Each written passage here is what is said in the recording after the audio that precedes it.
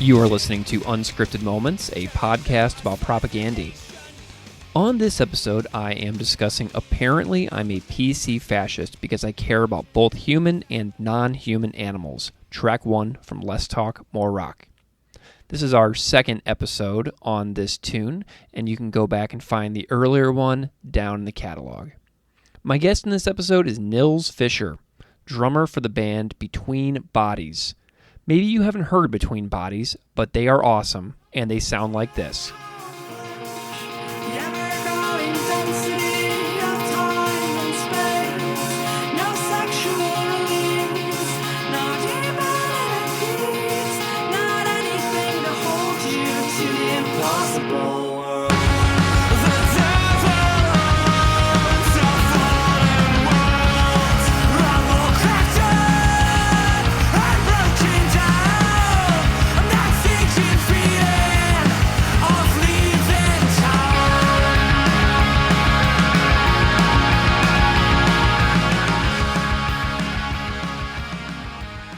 Their new record is called Electric Sleep, and it is lovely. But Nils is also a massive Propagandhi fan. A while back, I noticed on his band's Instagram page that they said that Nils listens to Propagandhi every day. I emailed the band account, and they put us in touch. Then Nils sent me a great acoustic cover he made of Apparently I'm a PC Fascist. I totally loved it, and I invited him on the podcast to chat about it. So I hope you love it. Let's hear the cover first, and then we'll get into my chat with Nils. Thank you so much for listening. Some of my otherwise brilliant, productive friends, ex-Conrads and now Fleck take final refuge in character assassinations. Deny the issue, ignore the relation between consumption and you can roll your eyes and marginalize me. Play on insecurities and you can feign ignorance.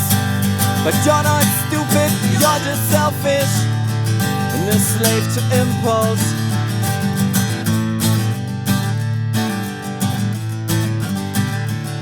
And I kinda thought we all shared common threats, and that we gravitated here to challenge conventions we've been fed. A culture that treats creatures like machines. And if you buy that shit, then how long till it's me who serves as your commodity through institutionalized violence and oppression of workers, women raped by sexism, and do you still insist on feigning indignance to reason, collective self-interest? I call you on your shit, please call me on mine.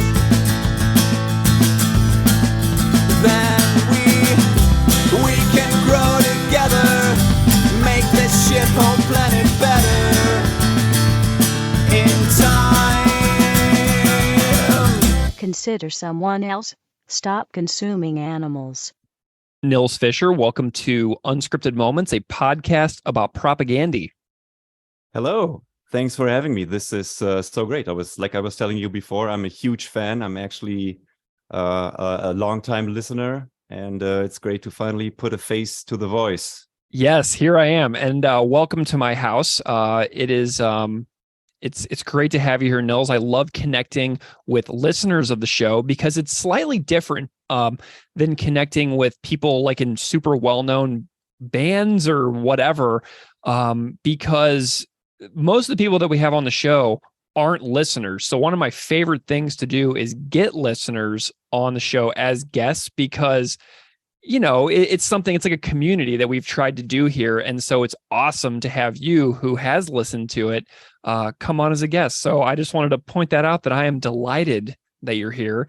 I'm wondering if you can just spend a second and, tell the guests, tell the listeners out there a little bit about who you are, what you do, what bands you're in, all kinds of stuff. Tell us about you. Sure. My name is Nils Fischer. I'm from a small city in Germany called Paderborn. I am a teacher. I teach German and English to students from age, I don't know, 10 to 18, 19, probably at a German Awesome. comprehensive school. Yeah. Yeah, it's great, but it's also, has its difficulties at times. And I play the drums in a band called Between Bodies, and I also sing in a band called A Time to Stand. And I'm a huge Propagandhi fan. Wonderful. Well, as you know, Keith and I are both teachers, and we are very pro teacher here on the podcast. So it's great to connect with another teacher as well. How did you get into playing music, being in bands, stuff like that? Give me a little bit about some info on that. Well, it's pretty much the usual story. I was introduced to music by my parents, by my dad in particular. He introduced me to, like, I don't know, Jimi Hendrix, Led Zeppelin, that kind of stuff. And from there, I moved on. I this moment when you sit in front of the TV and Basket Case comes on for the first time in your life, and you're like, that's kind of music. You can do that, actually. Yeah, vivid. I vividly remember exactly that video. The same here, yeah. And from then on, I was hooked. And I started playing the drums at age 7, I want to say. I don't remember correctly. Cool. But I was into the drums at a very early age. And I could finally, talk my parents into getting me my own drum kit and having lessons and stuff. Yeah, and music is something that has always been with me and I was always interested in. And I still do it whenever I have the time. I love that you mention Basket Case, because the visions that I have of Trey Cool in the Basket Case video are some of my most vivid childhood memories of watching television and seeing Trey Cool in that video, and just it stands out to me so important, And that video is so disturbing, actually, for like a 10-year-old in 1994. Yeah, absolutely. How did you get into Propagandhi? Where did they kind of enter your musical awareness? Oh, you want to hold on to something, probably, because that's a very interesting story. No, I'm kidding. I got into Propagandhi by listening to a comp, the first Fat Wreck comp. I think it was Fat Music for Fat People. A friend of mine actually was on vacation visiting family in the United States, and he brought back to Germany 3 records, and one was a Punkorama, I want to say. And then the other one was Fat Music for Fat People. And then the last one was Animal of the States by Blink-182. And that also was a pivotal moment in, my musical socialization. Can you say that? Yeah, sure. Absolutely. Yeah. So I know that you said earlier that you have seen Propagandhi live. I'm curious about your experiences of seeing them, where in the world you've seen them since you live in Germany. I'm wondering, kind of tell me a little bit of the story of tracking them down and seeing them live. Well, I have only seen them relatively late in their career. So the first time was probably 2010. I don't recall exactly, but I've seen them twice in Bochum, twice in Cologne at least. And there were probably a couple of other times that I've seen them live, and they always kicked ass. Like, they were super tight. The shows that I saw in Bochum, they seem to be a little bit cranky. I don't know, for whatever reason. It was the when they had Intellectual with them on that tour. Oh, great.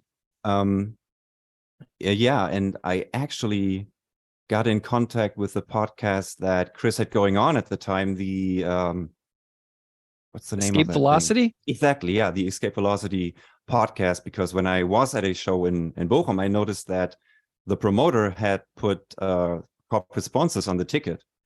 And I was like, wait, that doesn't make sense. A Propagandhi show, and there's like Monster Energy on the ticket. I'm going to inquire about this. And so I shot an email to the podcast, and they actually read it out and answered some of my questions. So yeah, that's something that's like an interesting memory that I have with them. Dude, as far as seeing them live goes.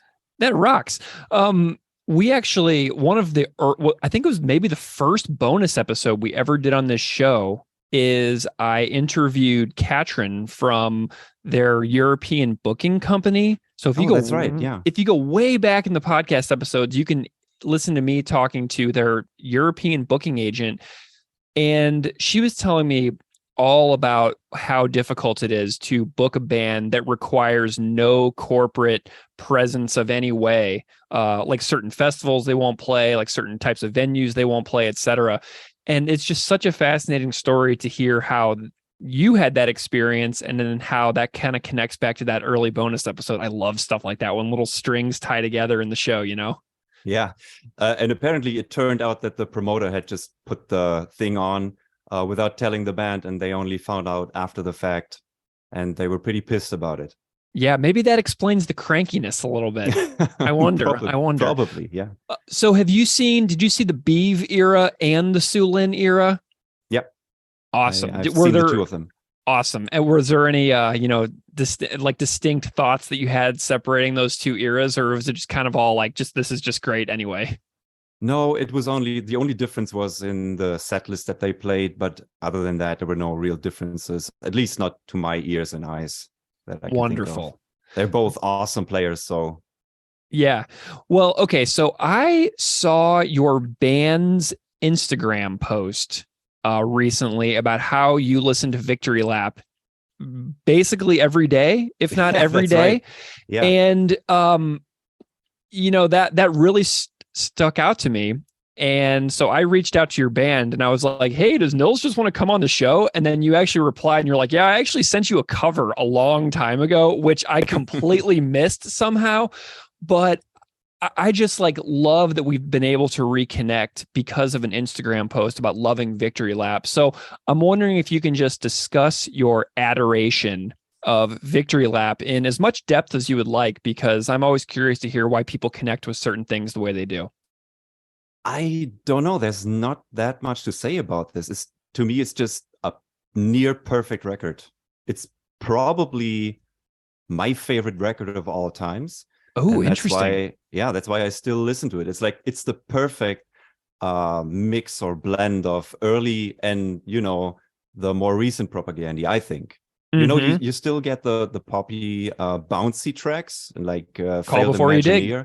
Exactly, or Crawl Before You Dig. Yeah. And then you also get the more metal influenced stuff and the more tricky rhythms in When All Your Fears Collide, for example. Yeah. So to me, it's just the perfect mix of all that Propagandhi is to me. Yeah. And I'm thinking about Cop Just Out of Frame too, and how it has that little metally interim between the verses. And I'm like, oh yeah, that's so cool. Do you have a couple of favorite tracks off Victory Lap that are just kind of up there as being super special for you? Well, when All Your Fears Collide is probably one of my favorites. Adventures in Zoochosis, Failed Imagineer, I like very much.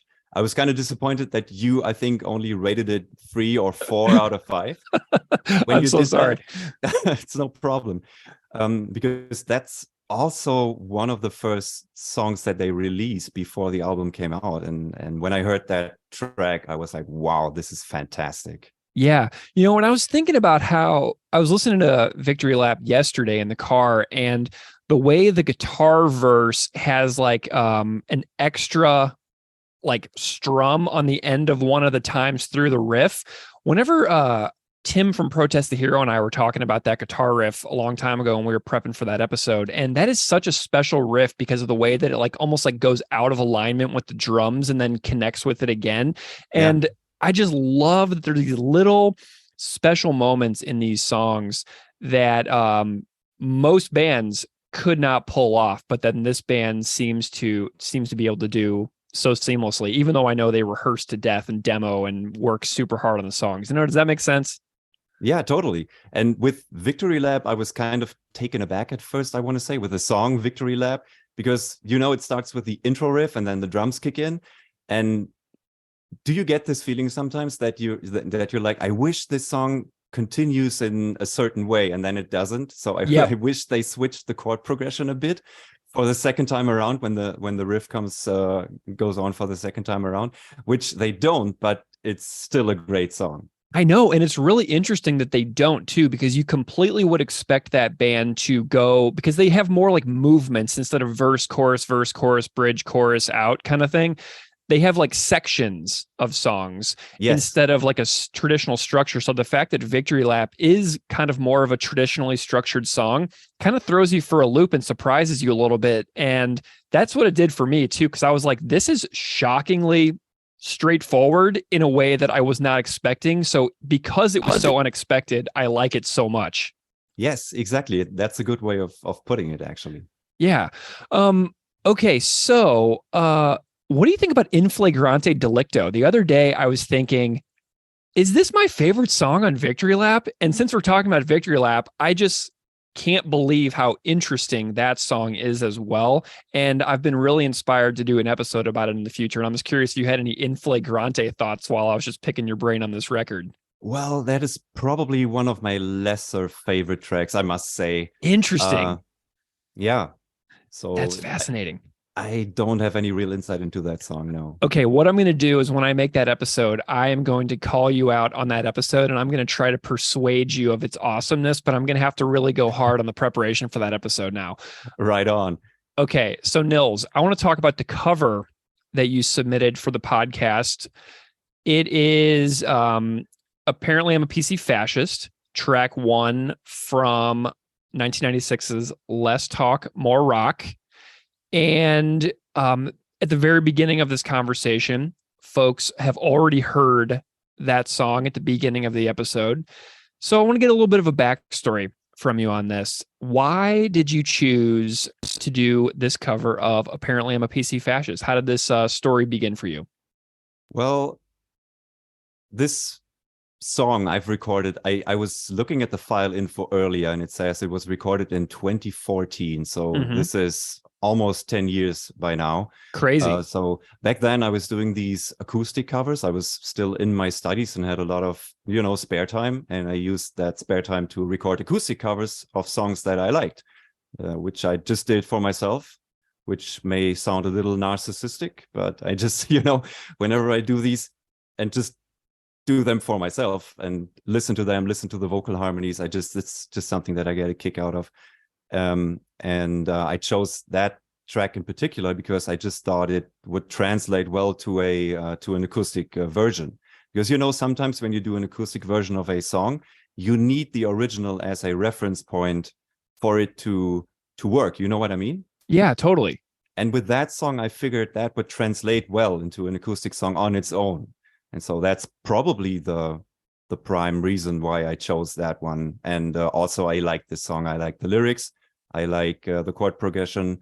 It has a straight beat, so that means it works well as an acoustic track, which, is not the case with all Propagandhi songs. So, yeah. Mm-hmm. Did you do more acoustic songs? Like, do you remember some of the songs that you were recording during that era? Does anything else jump out at you as being a particularly memorable song that you made a cover of back then? I was trying to do a version of what's that song? Resisting Tyrannical Government. Oh, cool. But that one I shelved because it didn't work. And then I think I did a piano cover of oh my God, I'm so sorry. What's that John Samson song? Anchorless? Anchorless. Yeah, cool. Here to tell me that you're finally dying. Yeah. So yeah, I did that too, but I lost that for some reason. Oh, interesting. That's a bummer. If it ever reemerges in the files, definitely get in touch with me as soon as you possibly can. So what did you enjoy particularly about making this particular cover? Like, kind of like looking back on it, like what strikes you as being fun about it for you? I like the vocal line. I like the vocal melody a lot. I like the lyrics a lot. And this was the first time I tried to experiment with virtual instruments. So the drums that you hear on the track, they're not real drums. I programmed interesting. them. And as for the bass, I'm not really sure if that's a real bass or if I also programmed that. So that was the most interesting thing for me to play around with, like virtual instruments and stuff, and also doing the vocal harmonies. So yeah. I love the fact that there aren't drums on the entire song. Did you play around with multiple versions where there's drums all the way through, or did you just leave it in part of the song on like in the original draft? Like, I'm curious, like, why not the whole song and why just part of it with drums? Well, I figured that it would be interesting for anyone listening, if anyone would ever listen to this, to kind of hear the drums only later in the song as to kind of surprise them. Yeah. It definitely kind of like grabbed my attention and kind of like, reframed my attention on the song. Does that make sense? Like it brought me, I was like listening to it and enjoying it. And then I kind of like surprised and then I really liked it. So I think that you actually were pretty effective in that regard. What about vocals? Do you remember like were the vocals challenging? How many vocal takes did you do? Or are we listening to multi-tracked vocals, or is it just one vocal until you hear the obvious backups in there? I might have sung the entire thing in one shot, actually. I don't recall because it's such a long time ago. But I think it's in a different key so that it's easier for me to sing. I did that a lot back then because, most of the songs I did play were not in my vocal range. So, yeah. Nice. I noticed that there's like an AI sort of programmed robot voice at the very end. Tell me a little bit about that. Consider someone else stop consuming animals AI voice. I was actually thinking about doing a version of Nailing Descartes also, and so put those two back to back. Oh, and cool. I didn't want to do it myself because I have an accent and I'm very much aware of that. So I felt kind of awkward. So I figured it would be fun to just use like an AI computer voice to do that. Awesome. I loved it because I laughed really hard when I heard it and I was like, okay, this is brilliant. So I loved the AI voice. And you know what's really funny too? Like, since you have this track and since you have that AI voice like connector to the next thing, if you ever wanted to do the second part of the song with Nailing Descartes, you totally could. Like if they were 10 years apart recorded, who cares? So honestly, you kind of have set yourself up here where I'm going to bully you into making part two. Oh my God. And just go for it, man. Just go for it. You're in your music room right now. I know you can pull it off. That's so much pressure, my friend. I know. I'm so sorry. So, I'm curious about the lyrics here. We've got a very specific song lyrically. There's, Chris's experiences in this song of watching his friends do certain things while he's making certain choices with his life. I'm wondering just any connection that you may have to the lyrics that you felt like sharing. Sure. Since you have already done at least one episode on the song, I don't want to reiterate what other people have said already, but I guess suffice it to say that I feel the same way. Like I have friends that are otherwise productive and brilliant, but sometimes their choices that they make in life are head scratchers to me. And it's just little things like, I don't know, when we get together for a barbecue, Germans are all about their bratwurst. And I still don't know why people do that, why you still would feel the urge to put a bratwurst on your barbecue, for example, when there is like perfect alternatives to that. And then at the same time, I know to some people that I love and respect, I am that otherwise brilliant and productive friend because, I'm sometimes inconsistent in the things that I do. Like I'm a vegetarian for close to 20 years now, but every now and again, I will have a pizza. I will have a piece of chocolate. And I know that to other people is also mind-boggling. And if you expand that theme that is going on in that song, like I don't know if you've heard about Lützerath. No, I haven't. Small village here in Germany, and they are turning that into what's the term? An open day excavation. Oh, cool. Does that make sense? And they trying to get the coal out of the ground, Yeah. and they have evacuated the village and everybody had to leave. And there was a huge protest there and people were squatting in the buildings and they were trying the excavator from destroying that village, actually. And while that was going on, it's just a week ago. You can probably, if you look it up on the internet, you will probably find news coverage of that. And I was thinking, why am I here and why am I not there protesting that energy corporation, for destroying that village just for profit, just for getting that coal out of the ground? And then, you make excuses for yourself. I work a lot, I work hard, and at the end of the day, I need my leisure time. Yep. But yeah, I am a slave to impulse, and I'm selfish sometimes. So Yeah. you can turn this on its head, and you can see yourself in that sometimes, I think.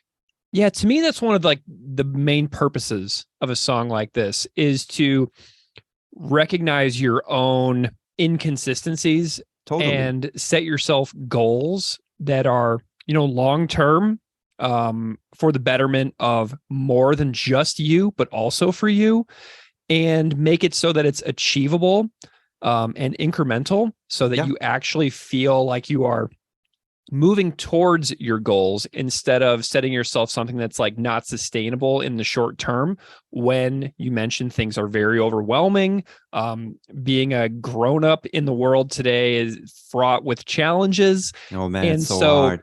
if you set yourself these humongous, lofty goals, the short term is going to beat you down so hard that you'll be just as far away from those long-term goals as ever, at the end of a really hard work week, Yeah, that's right.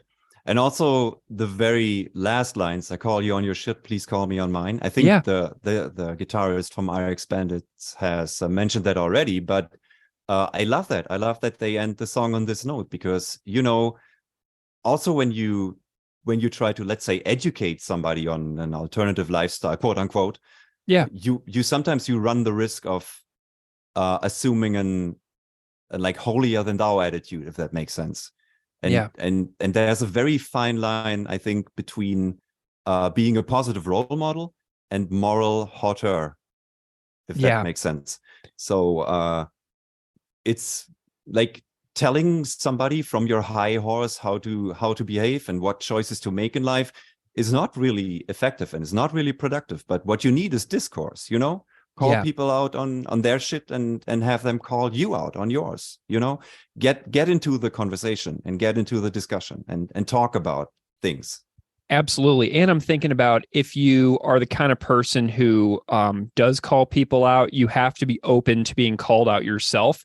Because if you call somebody out and they actually take your feedback very well, and they do some work, and then they call you out, and if you react in a defensive, angry manner, then there's an imbalance there, to where you have to be safe to receive those types of feedback on yourself, if you're going to give it too. So really, working on yourself to understand and receive feedback in an open way, is also a skill that people build over time. So it takes work on all parts to be able to be in friendships and relationships like that, like you're describing.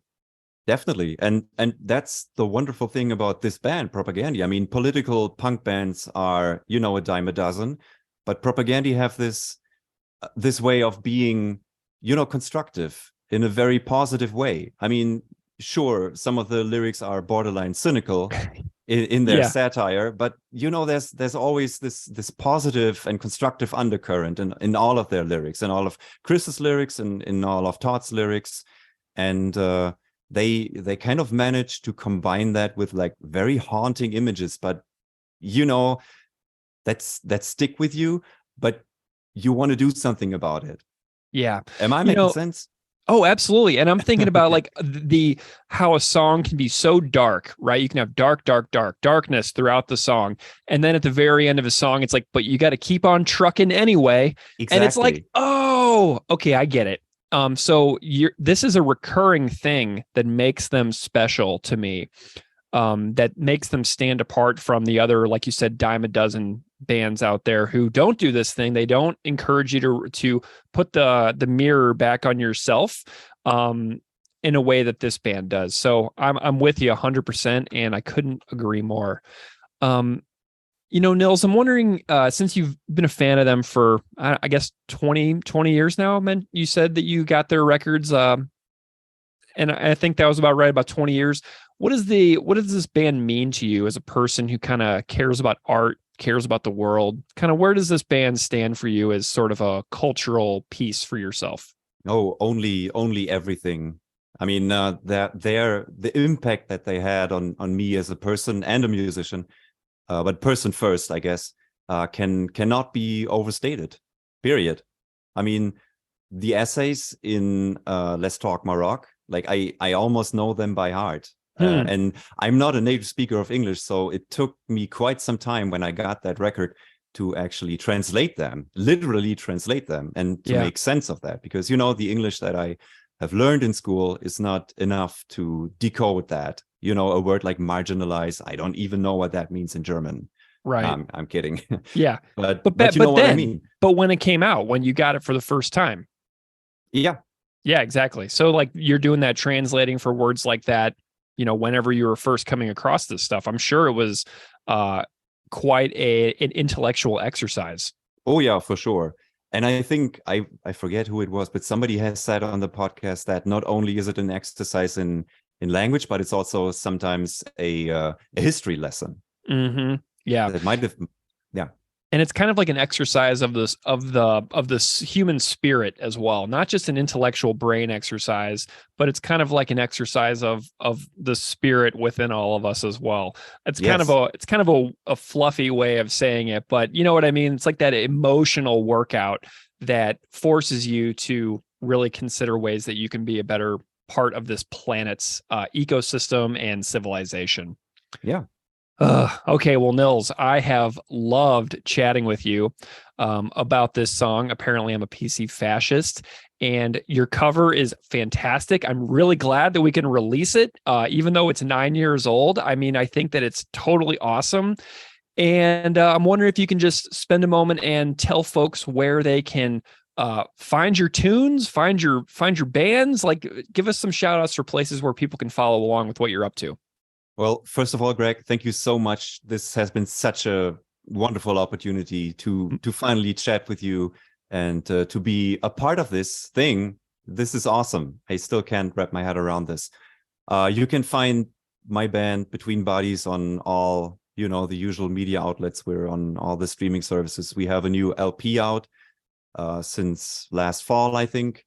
So Between Bodies, just type that into a search engine of your choice or into a streaming service of your choice. And then my other band, A Time to Stand, just do the same thing. And I personally, I'm not on social media. I don't like social media. But I personally don't have any interesting things to say. So you probably just want to look for my bands.